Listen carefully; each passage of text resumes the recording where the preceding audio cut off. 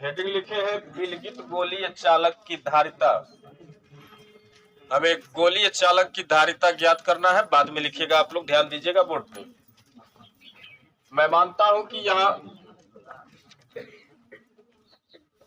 Capital R त्रिज्या का एक चालक खोखला गोला है।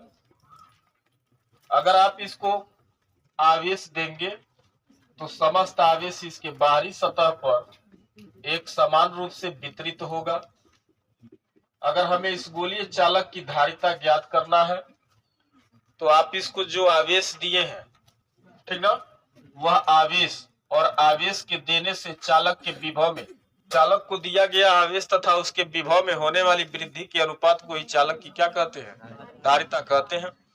सुनिएगा, हेडिंग लिखे हैं गोलीय चालक की धारिता, यानी कि ये अगर आर त्रिज्या का कोई खोखला गोला है, इसकी धारिता ज्ञात करनी है। धारिता होता क्या है तो आपको बताए थे कि किसी चालक द्वारा आवेश ग्रहण करने की क्षमता को ही चालक की क्या कहते हैं, धारिता कहते हैं। ये कितना आवेश अपने ऊपर ग्रहण कर पाएगा, जो भी आवेश ग्रहण करेगा, जो भी आवेश धारण करेगा, उसी को हम इस चालक की धारिता कहेंगे।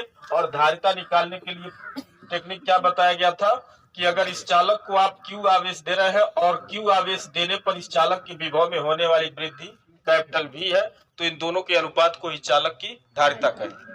सुनिएगा, हमने इसको मान लीजिए Q आवेश दिया, ये चालक था, तो पहले नंबर तो आप जानते हैं कि चालकों को दिया गया समस्त आवेश उसके बाहरी सतह पर एक समान रूप से वितरित होता है, ठीक ना।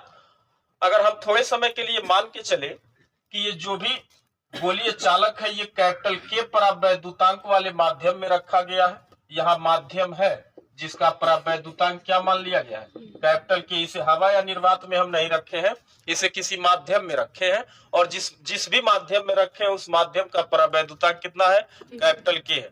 तो सुनिएगा, इसको हमने Q आवेश दिया। अब Q आवेश देने पर इसके विभव में कितनी वृद्धि हुई है अगर हमको पता चल जाए तो V का मान हम रख देंगे, तो तुरंत इस चालक की क्या निकल के आ जाएगी, धारिता निकल के आ जाएगी। तो हम आपको बताए थे कि अगर आर त्रिज्या के आप खोखले गोले को अगर Q आवेश देते हैं तो इसके सतह पर उपस्थित विभव का मान V बराबर 1/4 पाई एप्सिलॉन 0, उसको दिया गया चार्ज और उसकी त्रिज्या कैपिटल आर के बराबर होता है। अंदर हम बताए थे कि अंदर वैद्युत क्षेत्र की तीव्रता 0 हो जाएगी, लेकिन अंदर वैद्युत विभव 0 नहीं होगा, और अंदर वैद्युत विभव इसके सतह के वैद्युत विभव की क्या होता है, बराबर होता है। अगर इसके केंद्र से r दूरी पर किसी बिंदु पर आपको वैद्युत विभव लिखना है, केंद्र से r दूरी पर, तो सब कुछ यही रहेगा, बस स्मॉल r की कैपिटल R की जगह पे क्या लगा देंगे। लास्ट टॉपिक हम तीसरे चैप्टर में यही पढ़ाए थे, सही है ना, और बोले थे जस्ट चौथे चैप्टर में हम इसका यूज करेंगे।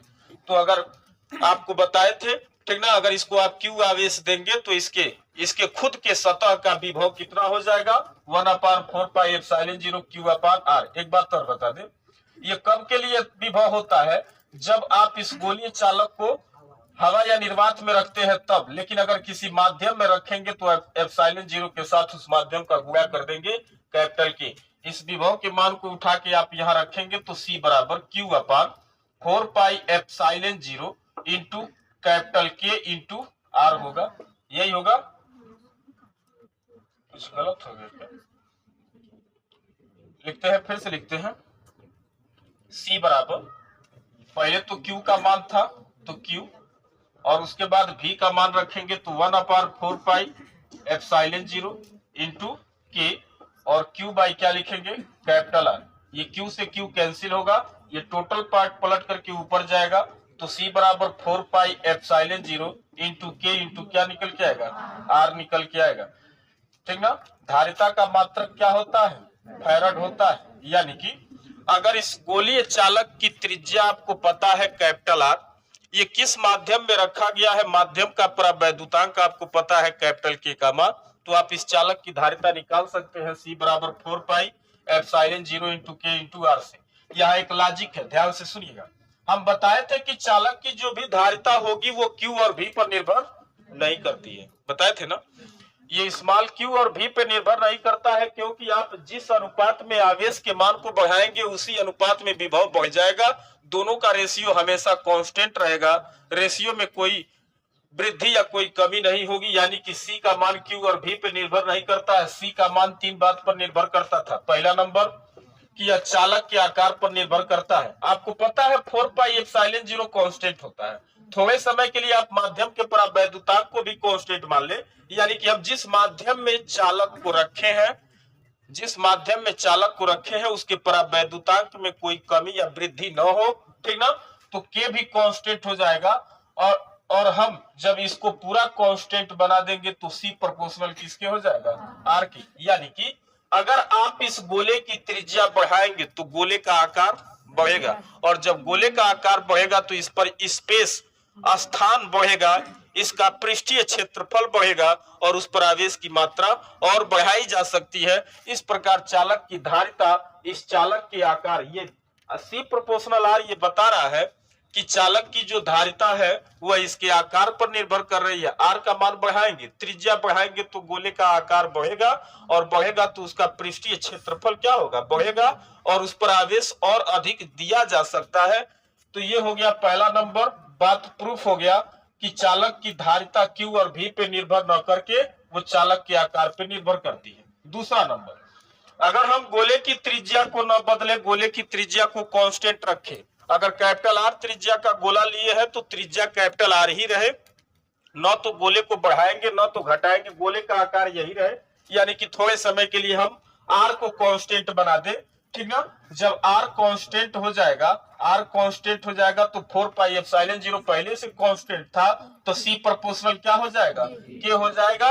यानी कि अगर आप माध्यम के परावैद्युतांक के मान को बढ़ाएंगे तो चालक की धारिता क्या हो जाएगी, बढ़ेगी। अनुक्रमानुपाती है, जिस अनुक्रम में आप परावैद्युतांक बढ़ाएंगे उसी अनुक्रम में चालक की धारिता भी क्या होगी, बढ़ेगी।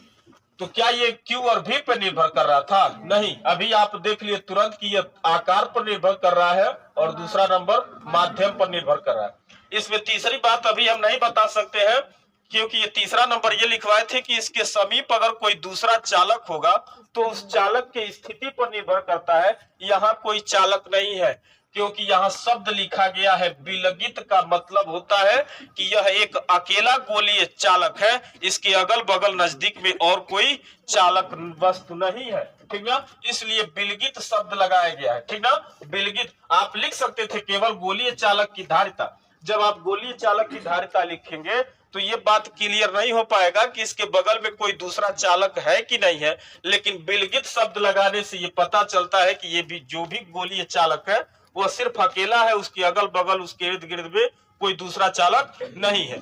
तो ये अभी ये फार्मूला ये बता रहा है कि चालक की धारिता, ठीक ना, उसके आकार पर निर्भर करती है, और उसके माध्यम में, जिस माध्यम में रखा गया है, परावैद्युतांक के मान को बढ़ाएंगे तो इस चालक की धारिता में क्या होगी, वृद्धि होगी। दो बात क्लियर है, ठीक ना। इसी को लिखेंगे हम लोग।